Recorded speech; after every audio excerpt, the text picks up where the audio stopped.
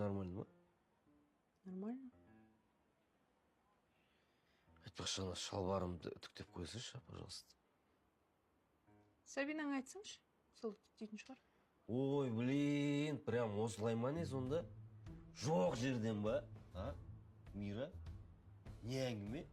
Сенде де болды ғой алғашқы махаббат. Айтшы, кім болды ол? Болды, ұйықташы. В смысле ұйықташы? Ұйқы қашып кетті ғой. Мұны әңгімеден қалай ұйықтайсың? Не? Сабинаңды ойлап ұйқың ашылып кетті ме? Блин, не деген адамсың сен, Көке, сен ренжімеймін деген соң барлығын айтып бердік қой енді. Не, өзің әңгімені шығардың да өзің ренжіп отырсың, не в тему? Мен енді бірдеңе деп жатырмын ба саған? Деп жатсың ғой қазір конкретно. Сен не, Сабина деп едім, сонша ашуланып отырсың? Ё-моё, до того ма сонда? А? До того осылай ма, на ровном месте? Өзің бір сұрап алып, өзің ренжіп отырсың ба сонда? А?